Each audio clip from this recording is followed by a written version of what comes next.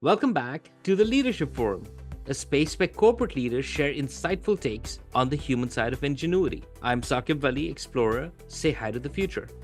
Welcome back to the Leadership Forum, a space where corporate leaders share insightful takes on the human side of ingenuity. The leader with us today is Abdul Munim Sheikh, President and CEO Al Safa Foods North America. Al Safa, under Munim's leadership, has five-folded revenue and quadrupled its product portfolio. Such impressive results have got Al Safa featured in Inside Success, winning awards by Agri-Food Export Quebec, Canada, and getting Munim named as a finalist on the EY Entrepreneur of the Year 2024. Welcome, Munim, and thank you for taking time out from your deliciously packed schedule. Thank you, Saquib, for this opportunity, and I'm very excited for this discussion. Munim, let's let our listeners hear in your voice how you wish to introduce yourself to them. And as you do, please do demystify things our listeners might get wrong about Halal's segment within the broader food industry. So the way I would describe myself, I'm a father of three and a husband, and I have for the past about 12 years, I've been engaged with Al Safa. And I think that has been my fourth baby. I think I have divided more time to business than family, and that is something I'm trying to catch up to. I think the way I would usually refer to myself, even today, I call myself a reluctant entrepreneur. So, Saquib, you and I went to the same business school. And if someone would have asked me then when I was doing my MBA, where is entrepreneurship in your sort of priority list? Probably it will not be on my list. But during my corporate career, which was in Engro back home, again, fabulous organization. They inherited Exxon Systems. So I had a good 7-8 years experience there. But during that, and I think I will give credit to Asad Umar, who was the CEO at that time. He developed that entrepreneurial spirit in me, although I was working in a corporate environment. And he mentored me in a way that I could see myself taking that leap of faith. Short story, short introduction, reluctant entrepreneur, a father of three, trying to catch up to family time. That is such a great way to round it out, Munim. I think that's fantastic. Hey, any take on the demystifying the halal segment within the broader food industry? Yeah, so halal is obviously, as a Muslim, we only eat permissible food. So not only that the food needs to be permissible, it needs to be handled or slaughtered, or animal needs to be slaughtered in a certain way. There needs to be a kalma, which is the praise for God. And also there are certain elements, operational elements, which needs to be in a certain way. Which makes it permissible for broader audience. I would say what is kosher to Jews, halal is to Muslims. I mean, in today's time, it's not only relevant for Muslims, it is also considered one of the better, healthier options to be consumed. You know, it's funny how you've made the connections, because it's so true. So I think there are two observations I would have. One of them is before halal became available, my personal preference was to go with kosher. Yeah. Kosher is, yes, I mean, I think kosher has a lot many more elements to it, but one element of that is how the animal is slaughtered. That also gives it a certain semblance of quality. I would prefer paying a bit more for kosher than I would for any other regular sort of meat or whatever.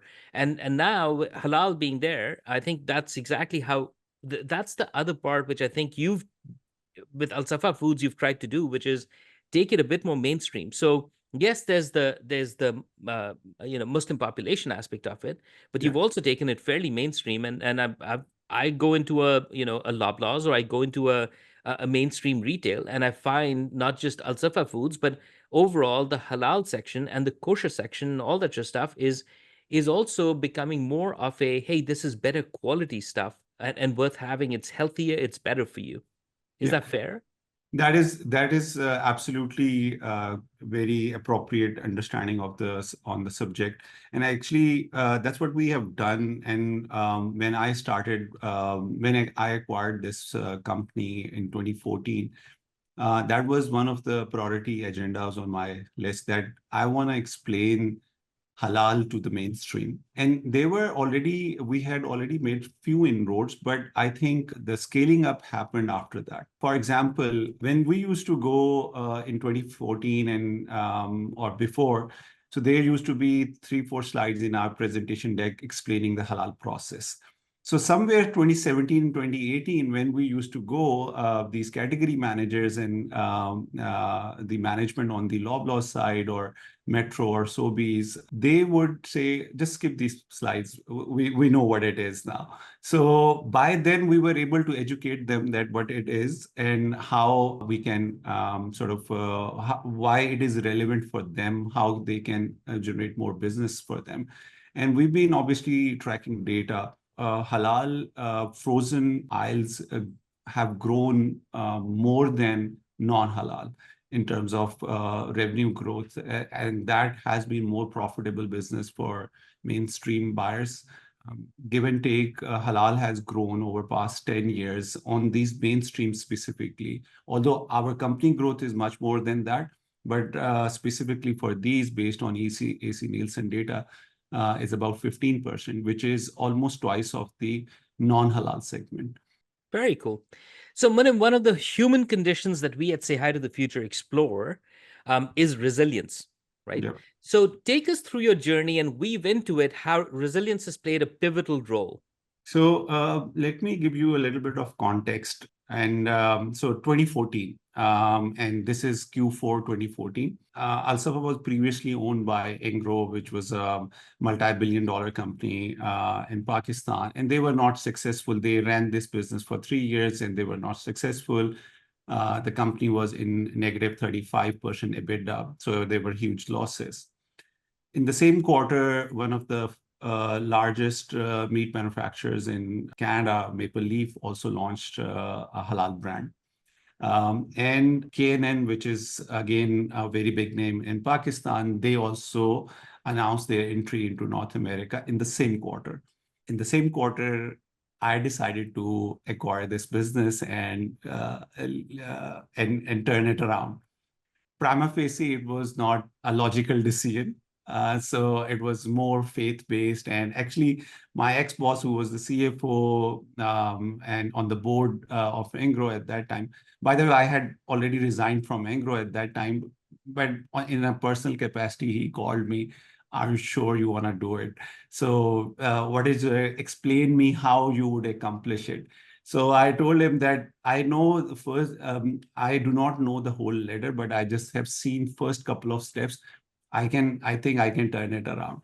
I mean, he tried to convince me out of it, and at the same time, I had been promoted and offered a very lucrative position back home. But that entrepreneurial spirit, I think I always thought in my mind, if I fail, I will regret less, but if I do not do it, I will regret more. Hmm. So but that was a start of a very grueling entrepreneurial journey. For the past couple of years, whenever I go to speak to at universities or somewhere, so there is one thing which I always tell them, that in any startup, in any entrepreneurial, until unless you taste close to death experience, you do not become a successful entrepreneur. So those first 2 years were close to that experience. We did not have deep pockets to sort of keep burning the cash for long. So we had to turn it around. So 2015 and 2016 were those years where I think I just survived on resilience. That was the main sort of theme in those. But I think what helped me was, first of all, you need to have a destination or a goal. And as long as you are moving towards that goal post, that keeps your compass in check. because a lot of people see that the results are not happening, or the pace at which results are happening are very slow to them. And I think in business, what I learned compared to corporate life, that the journey is not symmetrical. For example, those 24 months, so maybe in the first 20 months, there was not much happening. But in last 4 months, things exploded. I'm just making it up, but just Sure, to sort sure, of sure. make up my point. No, no, But absolutely. the idea was that there were some small signs happening every month, which were proving that we are going in the right direction. So having your moral compass, and also your sort of risk compass in hand, and accessible, that really helps. And those small wins make you more resilient. That gives you more encouragement to sort of keep going. So I think I got to the source of the resilience, right? I Yeah, got that, yeah, which is your overall compass that you had, yeah. right? That's there, and keeping your risk in check. What were some of the examples of resilience that happened where you showed that resilience because in the face of, let's say, something coming back, a yes or a no from a retailer, something getting listed, something not getting listed. And right now we're talking a lot more on the business development side. I also do want to take it into the supply side, but we'll get there in a second. Right. What were some of the resilience aspects that you had to encounter, and what were the results like? So 2016, beginning of 2016, at that time of our Canadian business, Walmart was about one third of our Canadian business. And in beginning of 2016, they decided to delist our product to a great extent. So overnight, we lost one third of our Canadian business. That actually forced us in the corner to reevaluate our strategy. And at that time, we came up with a strategy of focusing on the ethnic retail. So before that, we were on the Canadian side, we were not focusing on the ethnic retail. And we only thought that the mainstream retail is the only way to scale it up.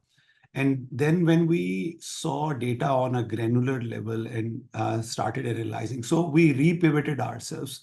Otherwise, I think that would have been that was a major blow. And within 1 year, we brought Walmart back as well. So, and that's where things exploded. Yeah. So there was one thing or one segment of the market we were totally ignoring, and we were not paying attention to because it was not in our face like the mainstream was. But when we went back and when we faced that challenge of delisting, and we went back and sort of analyzed it on a very granular level, we saw that there is too much, there is a lot of potential in it. And then we deployed a strategy for that segment. And then on top of that, we kept pursuing with Walmart and brought them back within 12 months. So that actually doubled our business.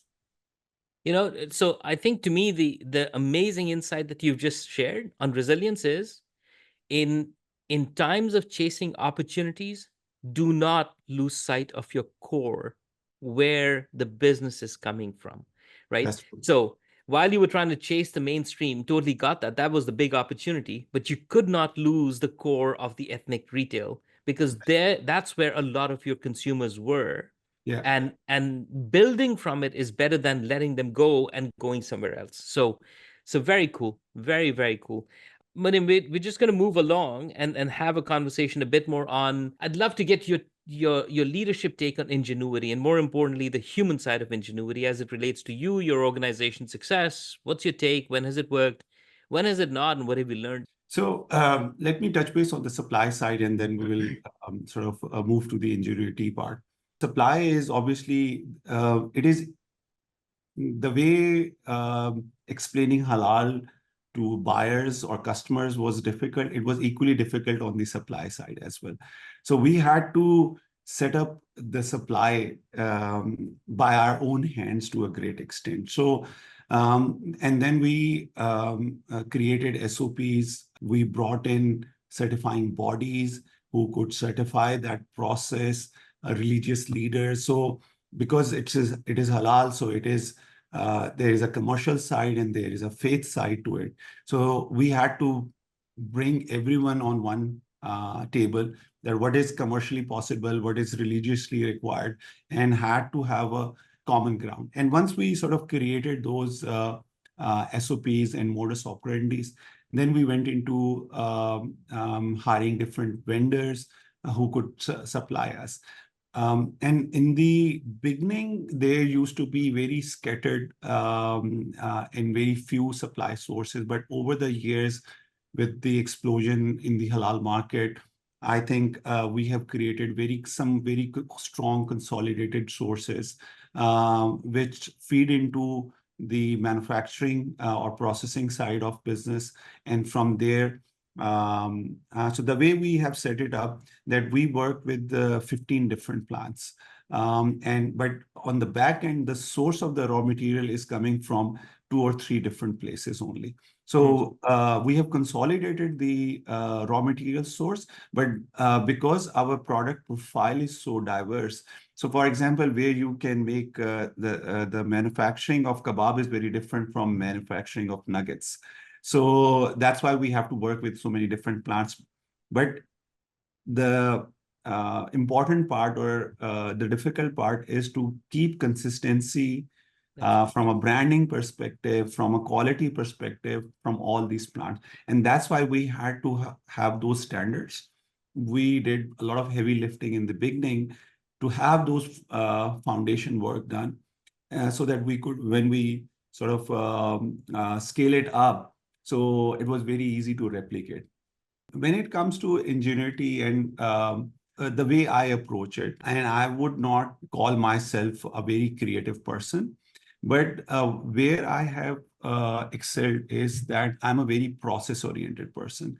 So ingenuity for me is a very process-oriented, and it's a very deliberate process. And I would say, I have seen my evolution in 2 phases. So first phase, I was quite dependent on my intrinsic methods.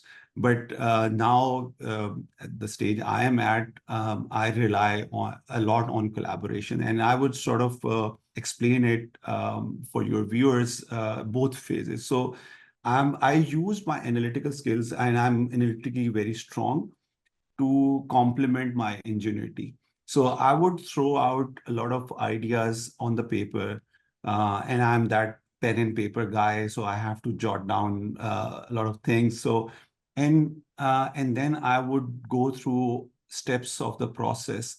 And those steps were not very scientific in the beginning, but over the time, I sort of created a very sound process through reading and through different things, a very sound process around it, that need to have more than one option for every solution. And once more than one options are available, collect as much data as possible within the given time frame, and only then compare those options. And that process kind of eliminates confirmation bias, narrow framing, a lot of issues which we sort of face with decision making. So that kind of eliminates that. And then within the organization, I think one of the core competencies of our organization, and even when we hire, this is, we tell about it, this is innovation. And we created a lot of processes. And now I'm coming to the collaboration part. We created a lot of innovative processes where everyone contributes to that innovation. For example, in the intro, you mentioned that we have quadrupled our portfolio. So, and that is a very great example of that collaboration. Halal is for Muslims, but within Muslim, there are a lot of sub-ethnicities. Arabs like a different taste profile.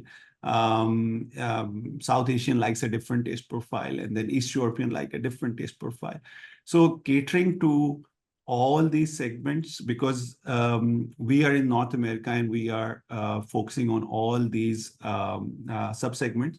So that process of product innovation was driven by a very extensive team, and we used bottoms-up approach to bring in ideas and then filter and refine those ideas at a middle management level, then at a senior management level. So those I think we started with a very simplistic process, and at core, that process is still the same. But as our organization has grown, so it takes more time, and we do less episodes of that. Or now we do it once a year. It's an extensive one-day exercise, but we capture a lot of new ideas in that, and that feeds our innovation pipeline for next couple of years. So every year we do that. One thing I would like to highlight in the very beginning of Ingenuity, you have to be ready to fail. And we also faced our fair share of failures in the beginning. Our few ideas in the beginning were not great. I'm just focusing on the product development side. So few products in the beginning we launched, branding was not right, or the product choice was not right. I would say that in this process, fail fast, fail quicker, as long as it does not wipe you out, it is a good investment. There are two insights that you've sorry, I didn't Yeah, mean to cut you off, but there are two insights that you've shared which are mind-boggling. One of them is that while halal certification might be faith-based, yeah, the tastes are cultural, right? yes, So the taste is not faith-based. The exactly. taste is cultural. So that's a mind-opening one, and that's a fantastic one. And the second one is, yes, when you're intrinsic, at that time you need to be failing fast because there are, it's intrinsic, it's your ideas and etc. Yeah. The moment you get to collaboration, that's when the whole thing takes fire and suddenly, you know, becomes so much bigger. So this has been insightful in so many different ways, Munim. I mean, uh, you have to give yourself, Al Safa Foods, every member of your team, a lot of credit for where you are and how you're going. But it's got these nuggets of insight. Sorry, nuggets. I'm repeating a food metaphor here, but it's those nuggets of insights that have really been amazing. Let me ask you, what's your advice to other leaders, Manim? One thing which I like to tell a lot of kids, even my own kids, there is not a set format. And I'm very open about sharing it that I did not envision it 15 years back. I did envision it 12 years back, but it took me some time. So there is not a certain format that one needs to follow. So believe in your own uniqueness and utilize that for your advantage. And whether you are an introvert, whether you are an extrovert, whether you are analytical, whether your strength is marketing, whatever it is, everything is important, and everything can lead you to success, because at the end of the day, it will not you alone, it will be a team of people. So whatever you lack, so I think what helped me in my success and in Al-Safa's success, very early on, I was clear on what I'm not good at. So I started finding people who were good at in those things. I think that is a very powerful tool. Sure. Second, I think the thing I mentioned earlier, that in your early days, and when the companies are small, find out ways to test your ideas on a smaller scale and fail quicker and earlier, so that you get that sort of practice going on in your favor later on. So because later on, then it becomes your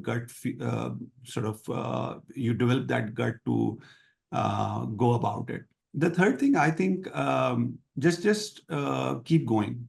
Sometimes, and I've seen in some projects we got early success, then things sort of fizzled out. In few projects we saw it was a very, very slow start, and then all of a sudden we scaled it up hugely.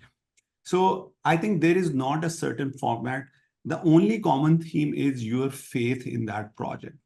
So as long as that project, that business, that idea, as long as you have that faith, I think that is, to me, is the common denominator. There is no other skill that I would say. And when I say faith, you can drive resilience from it as well. So I Yeah. think it is Yeah. your faith in that idea. Very cool. Was there something that you had in mind that you wanted to share with our viewers that just because of my questions you weren't able to share? Let me give you the last word. I think before I sort of thank you for this opportunity, what I would say, I think it is my passion now to encourage young entrepreneurs to sort of how to successfully do their ventures. And I think North America is a great landscape to do that. And I think more and more entrepreneurs, we need more and more entrepreneurs, whether we call about community, whether it call about North America wide, whatever way. I think that is my passion. And I think if anyone wants to sort of connect on that topic, I'm happy to sort of, I'm available, and I would do whatever I can in my capacity. And I think I also want to thank you for this forum. I think it's in itself, it's a great ingenuity on your part. I think you are doing a fabulous job, and it is so fun. It is so exciting to sort of talk on these topics. It sure is. I mean, we get so much pleasure out of it, and honestly, we learn. Personally, we all come into this with a lot of how am I going to learn from this guest, and not necessarily what do I know already. So, thank you again, Munim, for taking the time and sharing your insights. Our listeners would love to hear more from you. We will tag you and Al Safa Foods in our show notes. But thank you very much. Thank you, Sakib. Really appreciate it.